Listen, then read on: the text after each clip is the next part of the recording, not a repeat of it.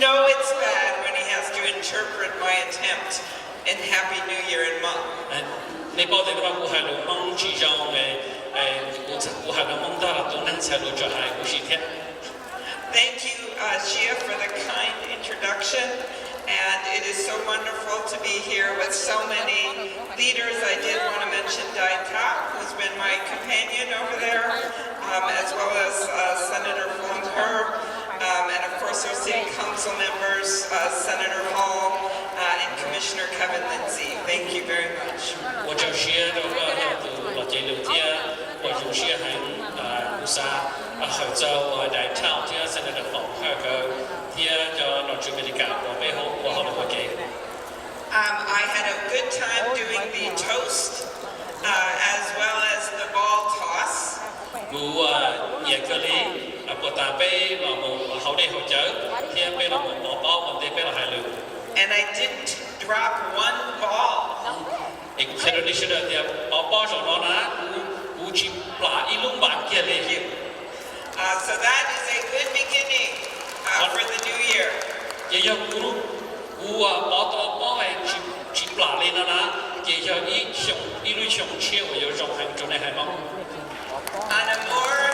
serious note, I think you know we have all been through a tough election. 也要係你們住政治民主古包啲嘅了當攞住上攞有一上有咗背出來。And healing our national spirit is our major focus. 好正正背有住我哋那護個出來就俾製作幫有咗好老鳥我一直呢。We begin by remembering what President Obama said, and that is that we are all actually on one team. 亦都有比係啲你後代奧巴馬貼咗背出來，係啲這裡家老背出來要一天數只要二天。I am committed on working with the new president-elect, as well as with all of you, on the challenges we have and solutions that will help our country. 就到後代美利加人เลือก到來咯，會有我好的專利，有把就被神醫啊嚟顧。And I will make it my mission to educate our new Secretary of State, whoever it is, about the importance of the Hmong community in Minnesota and across our country. 你估有是一個仔呀？你估我到有老母親做到 Secretary of State，係啲比較忙，要多學多聽，來就坐地通交通電梯啦。I think that we all know as we celebrate today with this new year that what unites us is much stronger than whatever divides us. 今年呢，你是的多，我講到路線公告的呢，要路上車，好多都必須的我給只要感恩，但是要做嘅是路是巴黎你能這邊講啦。And of all the wonderful immigrant groups that we have in our country, no group better illustrates the patriotism and the willingness to stand by our side than the Hmong and the Laos in Minnesota. 只做你單車，當到係你多做俾你哋前面嘅隔離咯，唔做課你就弄係啲，你有一陣你會上車來，我同美利加啲都殺到美利加當間就得住咯，你就俾講地，可能拖課。設計的呢，就美利加課你就弄係啲，你有一陣你上做你哋前面嘅隔離咯，我就。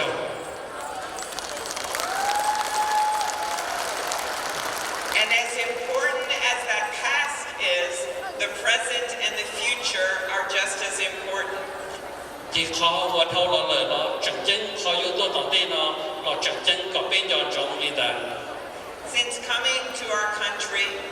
none of you or your ancestors simply rested on the past. ที่นี่ตัวรู้ได้เชิญเมริกาเต้เนาะนี่เจ้าเนี่ยเจ้าจีว่าเจ้าเนี่ยตัวรู้ได้เชิญตัวจงจะเมริกาเต้นี่是啥做好เท่าเราเลยซื้อ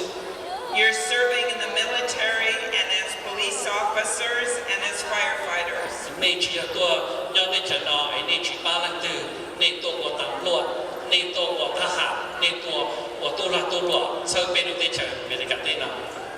Members of your community have become doctors and lawyers. นี่จะตัว cho ký sở chia doctor lawyer Lawyer is not usually a good applause line. You're opening small businesses and teaching in Minnesota schools. nè thi là lùa nè thi chế còn đó còn đó thiên đi tu mi nhọ còn đó còn đó để chân nào As was noted earlier, you have had more and more of the members of your community elected to office, and you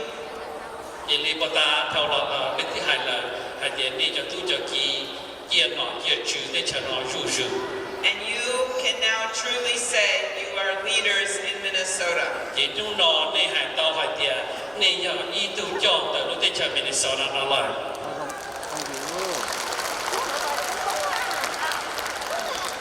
She liked that word. On the federal level, we are working to with the new administration. We must educate them about the refugees that we still have and the work that must be done to reunite families. hai chân thì nó chữ mình cả cho họ được bây giờ chủ cho nó chữ mình cả nó bao hai chân nên cho anh ấy nó bao nhiêu nó giờ khó của nên chúngต้องการ And also our work to allow Hmong veterans who served in U.S.-sponsored units during the Vietnam War to be buried in national cemeteries. Thế bây giờ họ được đầu tiên giờ có nó chữ mình cả nắm thử cho công tu cho khánh đi là một nó so là giờ phòng cho công tu cho để cho mình cả tên nào cho họ được nó đầu tiên bây giờ có We must continually repay our debt that our nation owes to those in our community who fought alongside our troops. bây giờ chủ thầy có tàu tu vì nên cho công tu cho tàu thầy cho để cho mình cả tên nào họ nó bây giờ trong chỉ mua nộp lại And one of the most exciting things is to continue to promote our Hmong businesses and our children in their leadership roles in school. ý họ chẳng chân giờ bây giờ chủ sơ để cho tu là luật thiên bây giờ chủ ở chùa còn để cho mình tu mình nhọ chân tới lý này tôi nhớ thầu lại And as we move together into a new year, we celebrate the knowledge that in every ending of a year, like 2016, there is a beginning. thì bây giờ là một ở sau lúc sống lo nó bây cũng nhớ trong hai tiền sống lo sau là sống chia cho yêu tới tôi giờ ít giờ ít chia của bây giờ đâu No. And maybe we need everyone in Washington, D.C.,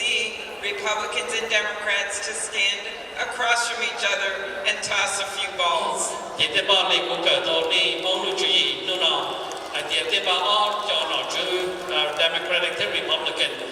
bây giờ chủ nhất thì Washington DC bây giờ liên thiểu bao ý à lên đây còn bây giờ cho dòng thế số lưu lý bê mong And maybe do a toast. chỉ ta lên đó là còn bây giờ chủ chơi họ đây họ chơi xin làm thử ý à lên đây thế So I will try this once again. Na zong shong shai. một phần ai đầu tiên để nhớ dòng trong chiên thank you Senator Goldberg. Happy New Year.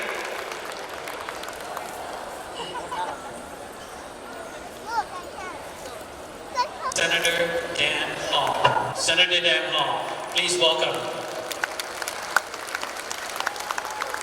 I'm the senator from District 56, which includes Burnsville, Savage, and Lakeville.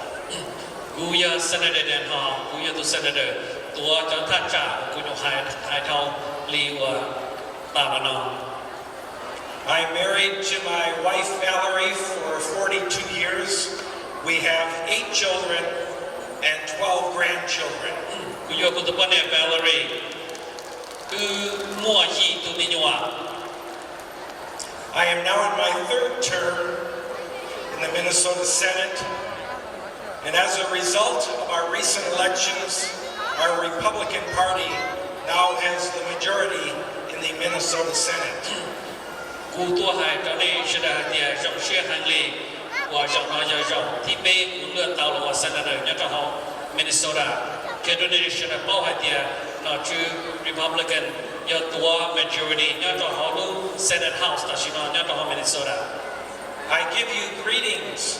from our new Senate Majority Leader, Senator Paul Gazelka, who could not be with us today because he is down in Oklahoma visiting family. Chỉ nó tụ cho tới bây giờ Senator nhớ cho họ Minnesota do họ giàu cả lên hàng đó để tu sửa u chờ nữa thế ta chỉ nữa tôi chỉ tao về thế nữa ta họ cho lại để chỉ nữa sang cái nó cái đó rồi và thiên nhớ cho sống chia cho nên cho nên cho tu. As a member of the new majority, I speak for our Senate Republican caucus when I say that we believe all Minnesotans matter. Cái lý của sở chế hai lô đó bây giờ Senator nhớ cho họ Minnesota nó hai tia chua lưng chua tù nên của nhớ họ Minnesota nó luôn nên tụ nên giờ chẳng chẳng cho biết blue state. And as a majority, we will lead in accordance with that principle. All Minnesotans matter. Trời bây lu có đi làm cho tàu tên nó bây giờ lu cho chua lưng chua tù nên cho chua lưng chua tù nhớ họ Minnesota nó chẳng chẳng cho bây lu có đi.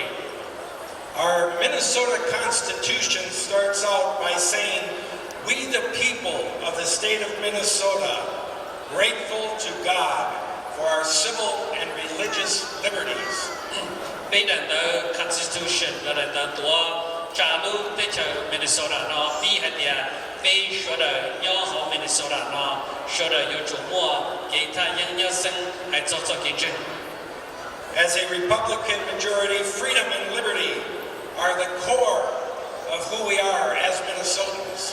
Vậy giờ ý tu Republican nhớ cho họ Minnesota nó cho cái chân thì cho cái và freedom nó chẳng chân nhớ cho họ và bây giờ cái chân. Our Minnesota is comprised of many types of Minnesotans. Nhớ họ Minnesota nó cũng mong đâu ya hai nên tôi cho biết nhớ. Today, this event is a great example of our shared diversities and camaraderies. Lúc nó cũng tôi bỏ bên mong nó bên châu cũng giờ ít học thì tôi cũng hay tiền cho cái cho được tôi nhớ lúc đấy chờ nó tôi xin lúc xin ba lên lúc nó giờ ít học của chắc chắn cho Minnesota. New Year's is a time to reflect and celebrate our past achievements and traditions. Lúc sống chia bây giờ lúc xin học bây giờ sáng造nhà và bây giờ tàu thế nhà và bây giờ của tận đây. And New Year's ushers in new opportunities for ourselves and those that we love. Chỉ ta đến đây là sống chia giờ lúc xin học và mua lúc ở cả trong bây giờ là chia bên lúc này của thế bây giờ cái xin lúc của nhà tận đây. To our Hmong, Minnesotan, and American family, Cho cáiทีมnhớ cho họ Minnesota thì America trên này. I recognize that you have much to celebrate for. Cú thọ khổ này hay thiên thiên trong này hay thiên này cho mong đầu ya và này có trong sẽ trong. In the 40 years since the Hmong families arrived here in Minnesota, Ở bao giờ sống thọ là và này cho mong tôi nhớ cho họ Minnesota nó. you have given much to Minnesota, and I hope that Minnesota has given much to you. Này nhìn mua tàu trang tàu ya cho bây cho Minnesota America theo lúc đi state nó bây cú xã hay thiên bây mua tàu ya trong này ý lên tới thiên. Together, I say, there are better days ahead for all of us. Giờ bây công ty nếu mua cho kia và mình theo lo đã tờ ba chỉ một nhà tận đây. To our Hmong American elders, veterans of the Secret War, and their families, Cho cái sự lần này theo cho phụ tu cho theo cho đi chiến này. thank you for your service to the United States of America. Vũ hải tiền của cho này sẽ được và này tổng ba bên đây chờ.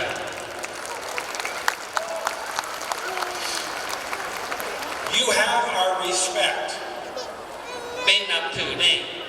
and thank you to the many recent veterans and those Hmong Americans currently serving. You also have our respect.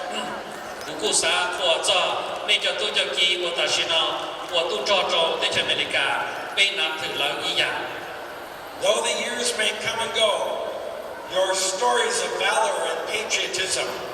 will always stay with us. Cho ý xong lo ta xong chết ở tua cho xong lo nên cho cái của này ba bên đây chờ của này nó nên lúc chia lúc gì nhớ cho bên một tay chỉ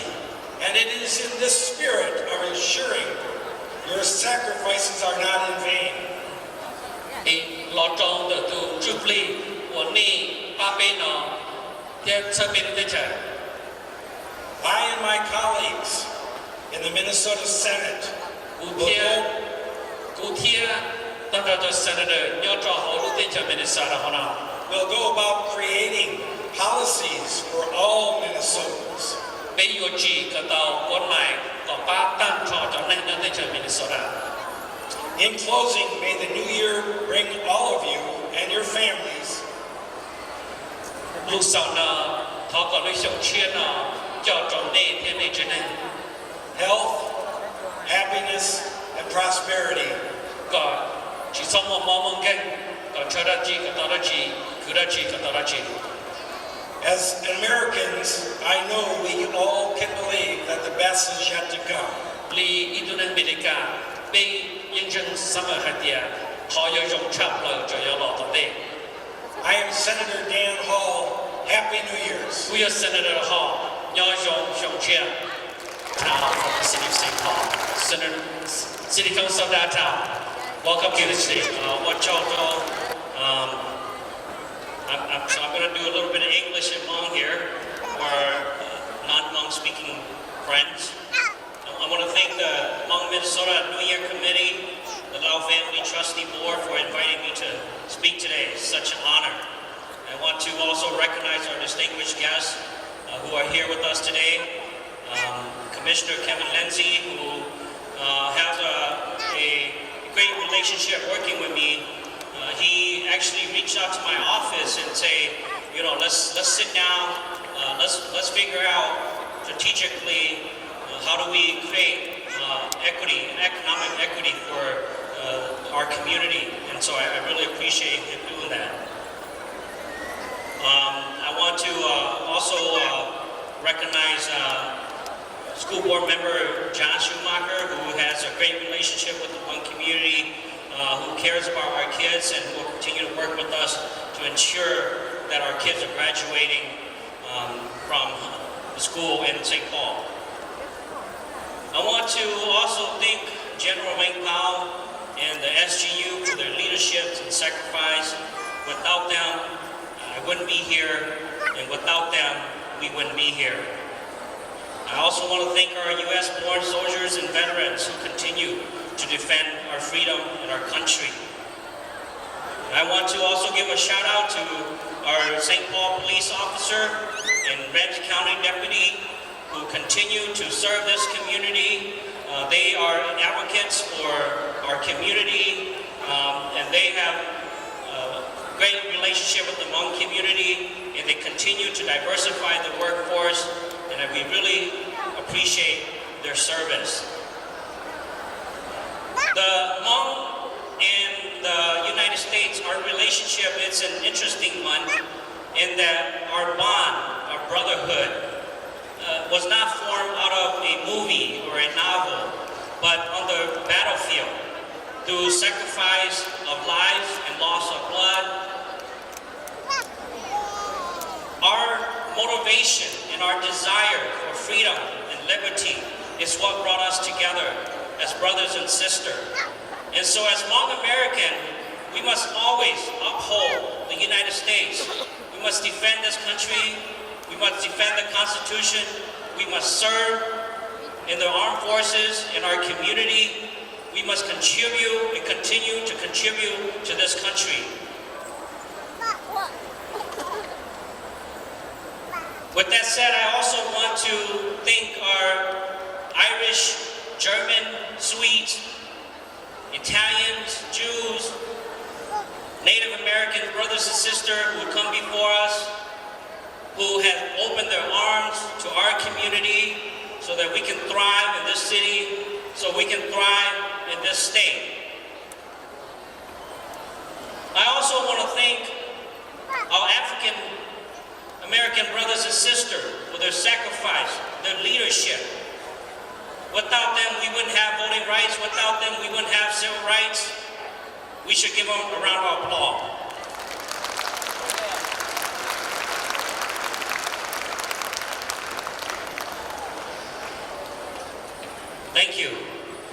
xin nó một cú xã hay là mong cho bé chuyện này mong cho lên số tù 我叫到那个年个时，那个他叫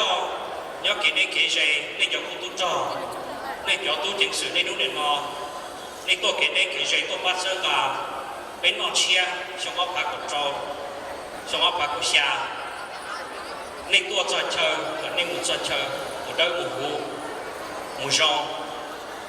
我叫到叫，看那波哎老多路上钱了。แต่ว่าเจ้าเราจะขนาดบัวไอ้ตัวนี้เราตัวจะชงเชียนพอเราละในเจ้าเขาเหลือเนาะยังไอ้เจ้าเขาเหลือยอดขึ้นก่อนแต่สิ่งในมัวเราได้รู้จักเราเป็นสื่อตัวป้าก็เป็นมัวคนนอกเชียนเนาะไม่ยอมยอมในตัวเจ้าตัวจริงแต่ตอนในจอ MC แค่ในจอ performers อยากชิมวันนี้เกี่ยใช่อยากชิมวันในตัวแค่อยากเป็นวันในจอภาษากูสาวว่าจอดโคโลเนียลิติ้งเนี่ยก็วิชาเนาะไอเดียเจอไม่สินายคนเราจอดไม่เจ๋เลยเนาะไม่ชอบโคโลเนียลิติ้งเราว่าเป็นเนี่ยเป็นสีเราใช้เป็นเราตัวเป็นเราเทียบกับเป็นเจ้าชิลุชิปาไม่ว่าก็จอดโคโลเนียลิติ้งว่าจอดตั้งทอจะประทานจะกุมเขาcho nhiều cho gì cho nó cho vô là bên nó chơi nó giò bên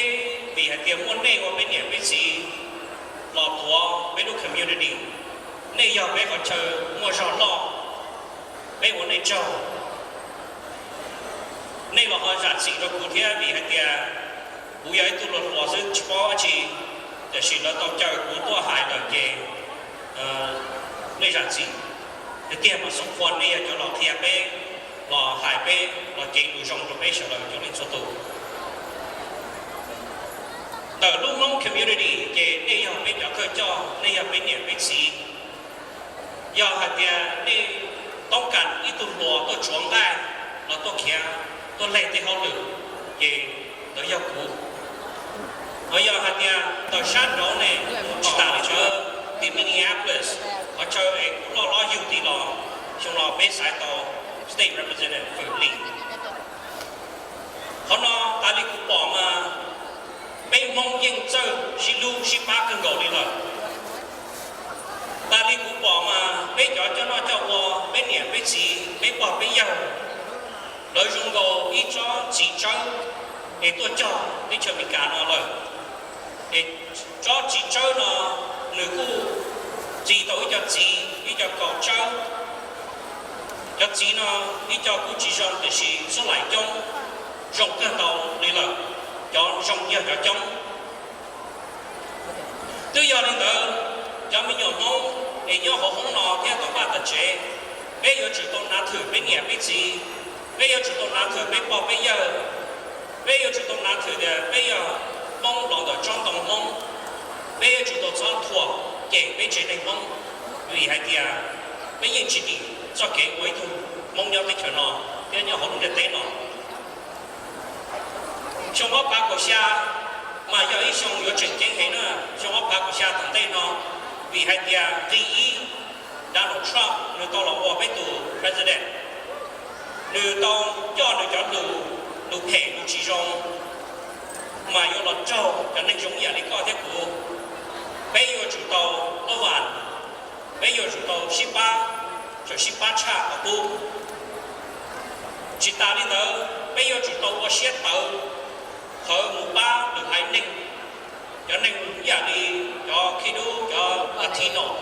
cho Muslim cho Jew để lo cho có yo chạy chủ nhà bây giờ chủ tàu ba lần đi thì ở đời sống của ba quốc gia luôn trong sinh hoạt luôn rõ sinh hoạt nó bây giờ sai luôn trong một chia hoặc cả luôn trong rõ sinh hoạt nó họ sinh hoạt nó bên mua lên đời bên trong thả đời tụi mong nữa mà tụi cho mình nó người giỏi cho họ lử chỉnh kinh hệ người làm tuổi cho nhiên chia thì là lý chú ý hay thì有么路rõ nó kia đi cả thì có sở đầu thế tổng nó có họ tổng nã mà nên cho nhau không lo theo cho cái tiếng trái nhau các bạn tự chế trong các bạn cũng xa nó bây giờ chúng tôi sai tôi tự cho mọi lúc bên kia nạp thử bên kia chỉ ở tuần xe bên u xe chủ cái yên cái chỉ nó bên mong giờ này tôi giờ này xa không ở này xa nữa u xe hậu nó chỉnh kinh hình đối với số trái cây nó lo phải tiền được sáu mươi mong giờ thì các sổ lo nữa nó xa cơ nó không để kiểm lo mà còn nói giờ họ chỉ dùng được bên kia đi thì anh chỉ là ở này xa họ cho nên cái giờ xa rồi giờ chủ động bóng bán nữa vì ai kia bên nhà bên gì bên bỏ bây giờ cho nên bên lúc mua được cho xe thái bên thế tôi đấy cho nó có tàu bóng bán xí na mà trong đó cho cái bóng bán nó kỹ giờ chủ động bóng bán bảo lỡ但是呢像老公漂了从前有多呢不用xe hay tiền tiền này nó到了với từ nhiều mong vì hết tiền nhiều nè thêm muôn nè nhau học của không nó để tạo ra tập chế cú bỏ nè hoặc cú trong xe cân cầu chuẩn bị cho chọn nhẹ chuẩn bị chỉ mua đi đồ tê lò này tôi cũng vào cú chế là chế hoặc cú trong xe chấp lời đi nhưng chỉ mua chỉ bỏ tàu kia đi cú sao ở đây cho nữa cái tin này mong nhau cú vào cú chế nó thế nhau tạo ra tập chế 我找着那还点那个找些去，我找着那还点，好那木到了那都把都接，那木就找些我好了，那就找些打工的工人呗，那个都得上拖到呗，我那找，那找不，知道到那个对了那啥子的是我那找得到，我那么木好，个叫我念叫挣到。lưu cho chọn nhẹ lưu cho chỉ quan đầu họ cho chọn nhẹ chỉ quan đầu là chỉ cho tung nghe trâu xe của họ lử trâu xe cần đầu chỉ cho nhộng đi để yêu lúc này thế đi xong cho tí lâu là còn lưu cho cứ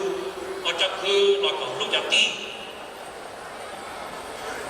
có nghĩa gì là chúng tôi xin lưu xin ba giả gì rồi có tôi khen người tin định rằng không bên bỏ công nhà công bên nhà bên gì lời cầu yêu bên lò ổn định xe lò xe tờ chỉ trai là chỉ cái gì mà giờ lên tờ nên tờ mù là không nó nên yêu chủ động ra nó một xí sạch xí từ cần tao cần nên kinh tra nên yêu chủ động một xí từ còn nên ôn thảo bỏ còn chua kinh nhà đi nó tê nên mùa hậu lửa lò trong tung kinh wow để lột tê đi hai tiền không nhớ chân đến wow để thêm giải phóng của họ lử bên trên này mong bây giờ chúng tôi xin từ xin lu sẽ phải từ chơi lu mong cha để còn được tiền nên bên lò bên thể tỉnh của bên lúc công hòa bên thể lịch chỉ chọn nhẹ đi nó là nhớ rồi sống chia